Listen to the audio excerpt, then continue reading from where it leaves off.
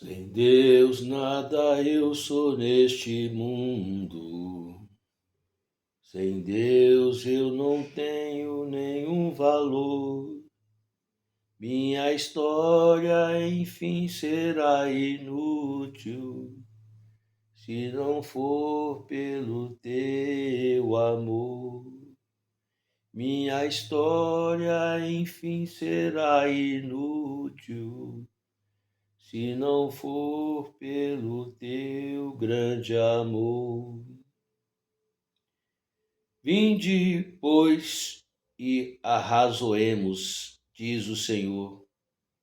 Ainda que vossos pecados sejam como a escarlata, eles se tornarão brancos como a neve.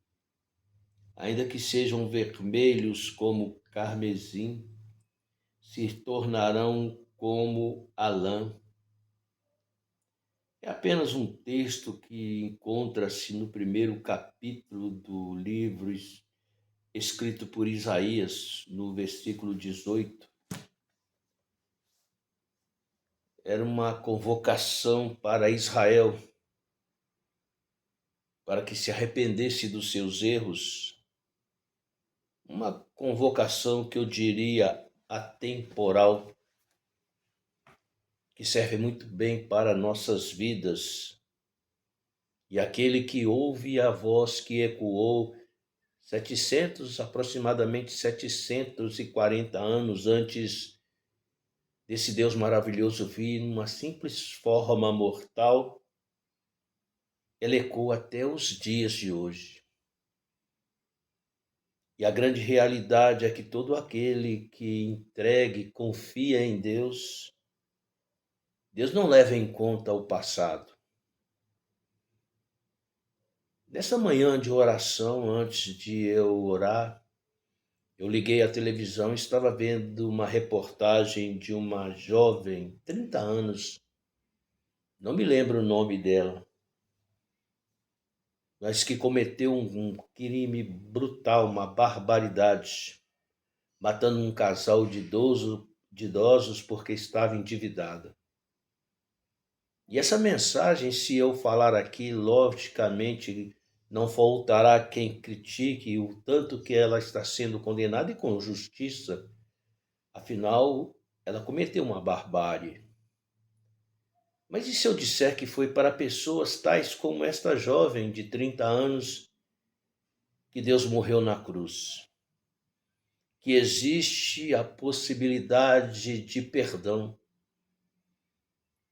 Ela com certeza cometeu algo, volto a repetir, é redundante, eu sei, mas cometeu algo inadmissível, algo hediondo, porque estava endividada.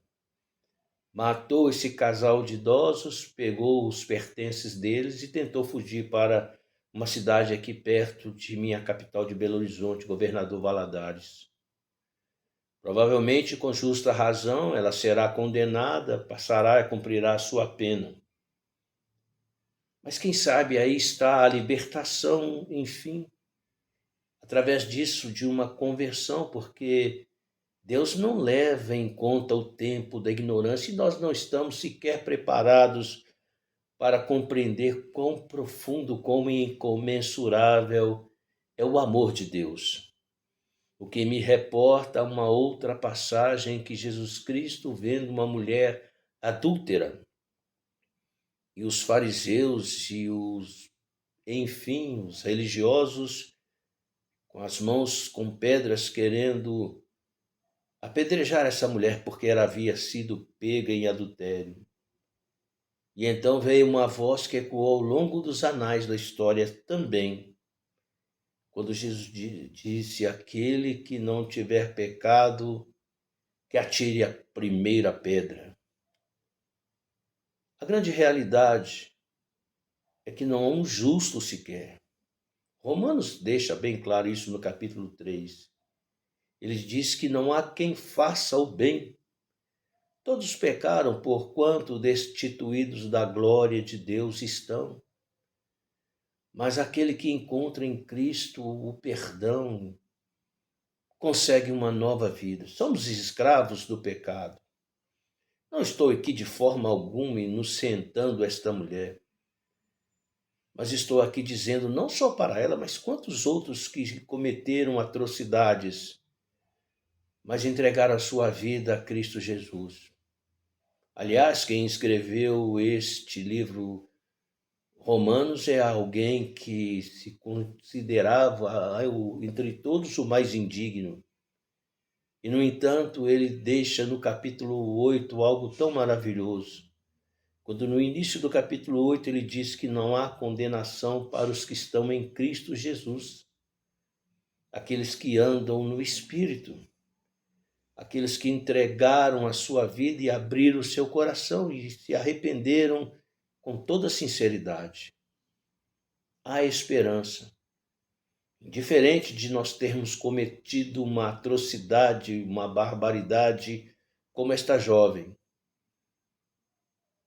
Porque na realidade, quando nós abrimos o coração para esse Deus maravilhoso, nós abrimos precedentes para que a sua graça incomensurável venha nos envolver. No mesmo livro de Romanos também encontramos um texto tão profundo de Paulo que diz que o salário do pecado é a morte.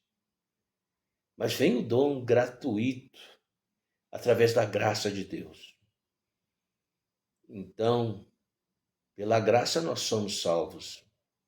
Isto, como está escrito no livro de Efésios, vem de Deus, é dom de Deus, não vem de mim, não vem de nenhum ser humano, para que ele possa se vangloriar. A mensagem da cruz é mensagem de graça. Não é pelos méritos, não é pela nossa índole, não é pelo o bem que nós deixamos de fazer ou que fizemos. Muito embora é necessário que venhamos fazer boas obras, justamente porque encontramos em Deus a graça. Pobre coitado aquele que acredita que suas benfeitorias haverá de conquistar o coração de Deus. Deus só nos vê através do sangue derramado na cruz do Calvário. Oxalá se eu pudesse conversar com essa moça, para dizer para ela que há esperança,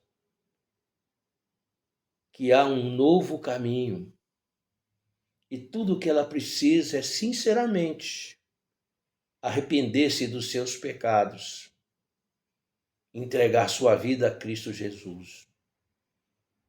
Não só essa moça, mas todos nós, indiferente de termos cometido uma barbaridade ou um pecado qualquer. Como eu volto a repetir, eu volto a dizer, não há um justo sequer, não há quem faça o bem. Infelizmente, a religião quer valorizar, através do humanismo, os feitos do homem. Mas homem algum fez por merecer. Desde que o primeiro caiu em transgressão contra Deus, nós trazemos dentro de nós a semente do mal. O homem já nasce com a semente do mal engendrada no seu coração. É necessário que aconteça tal como está no livro de Ezequiel, no capítulo 36, no versículo 26. Que Deus arranque esse coração que tem a semente do mal, ou seja, arranque esse coração de pedra e venha inserir em nossos peitos um coração de carne. Mas para que isso aconteça, é imprescindível que entreguemos a nossa vida a Cristo Jesus, no mais profundo e sincero arrependimento. Porque ainda como está escrito no livro de Isaías, no primeiro capítulo, ainda que os nossos pecados sejam vermelhos como a escarlata, Deus os torna branco como a neve.